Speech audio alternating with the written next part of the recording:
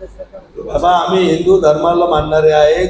अंधश्रद्धा जरी नसल्या तर जे संस्कार आहेत, ज्या पारंपरिक रूढी आहेत, ज्या पारंपरिक आमच्या चालत आलेला आहे त्या गोष्टी आम्ही पाळतो. आषाढीला उपासनी धरत आपण, महाशिवरात्रीला उपासनी धरत आपण. नाही तर हिंदू धर्म पाळणार लोक. हा प्रश्न तुम्ही जे सेक्युलर म्हणून घेतात ना, ते उभाटा गट असेल, काँग्रेस असेल, ती तिकडची राष्ट्रवादी असेल, त्यांना विचारलं पाहिजे. आम्ही तर जाहीरपणानं आम्ही हिंदुत्ववादी विचारसरणीचे लोक आहेत. हिंदुत्वाचं आम्ही समर्थन करतो.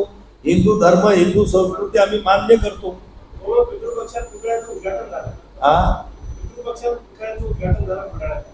त्या तुम्हाला माहीत नसेल, त्याचा हार घालून उद्घाटन मी कधीतरी अगोदर आम्ही केलेले. आता त्या दिवशी मुख्यमंत्र्यांच्या हातानं त्या ठिकाणी, आणि पितृपक्ष, एक मिनिट, पितृपक्ष आपण जे करतो ती नवीन कामाला सुरुवात करत असताना हे असं होत नाही. आता तो पुतळा तुम्ही पाहत असाल की या बुलढाण्याकरांची अनेक वर्षाची ती मागणी होती. ती मागणी पूर्ण झाली.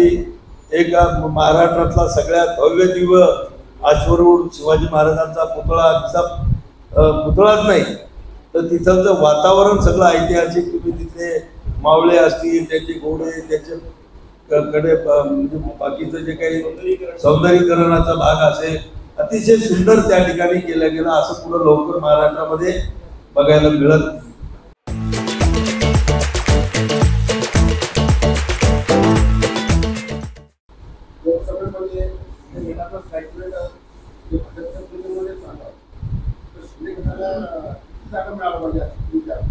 कोणाचा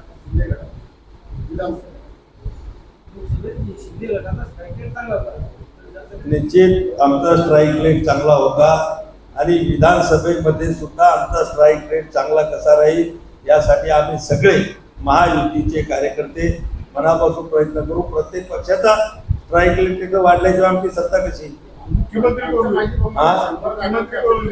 हे बघा, मुख्यमंत्र्यांचे नाव सांगण्या इतका मी मोठा नेता नाही, पण त्यामध्ये आमचे वरिष्ठ पातळीवरची आमची मंडळी, भारतीय जनता पक्ष, अजितदादा, हे सगळे सक्षम लोक आहेत. पण मुख्यमंत्री ठरवताना वादविवाद होणार नाहीत. रसिकच नाही. आता तुम्ही पहा, आमच्या पक्षात काही कोणी दिल्लीला जाऊन लोकांचं दरवाजाचे उंबरटे झिजवणं सुरू नाही की मला मुख्यमंत्री करा, मुख्यमंत्री करा. जो प्रकार तुम्हाला महाविकास आघाडीमध्ये दिसतो, खरं म्हणजे तर तुम्ही हे प्रश्न आम्हाला विचारत नाही की ज्या बाळासाहेबांनी कधी मुंबई सोडली नाही, मातोश्री सोडली नाही. सगळ्या पक्षाचे वरिष्ठ नेते बाळासाहेबांना भेटायला मातोश्रीवर येते.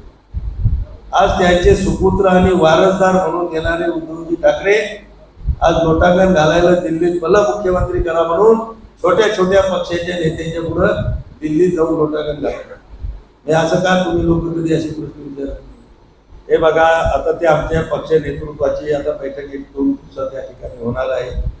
चाचपण्या सुरू आहेत. प्रत्येक पक्ष त्या ठिकाणी करतो आहे की चुकीच्या जागा मागून केवळ जागेची संख्या वाढवणं हा आमचा, त्यामध्ये आमच्या कोणत्याही पक्षाचा हेतू नाही.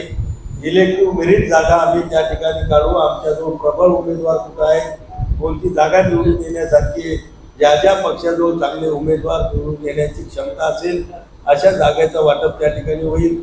तिथं 10-5 जागा वाढतील, 2-4-5 कमी होतील.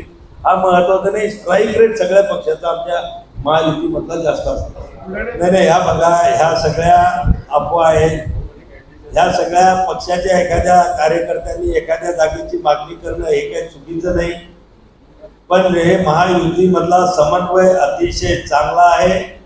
जागा वाटपामध्ये कुठेही वादविवाद जास्त होणार नाही. आता सध्या पितृपक्ष असल्यामुळं याच्यामध्ये आपण काही गोष्टी निर्णय घेण्याचं टाळतो. पितृपक्ष संपल्यानंतर महायुतीचं जागा वाटप अतिशय शांततेनं, सन्मानानं त्या ठिकाणी होईल आणि सगळ्यांचा त्या ठिकाणी जास्तीत जास्त आपले उमेदवार कसे निवडून येतील असे एक संघपणे महायुती या विधानसभेच्या निवडणुकीला सामोरे जाईल.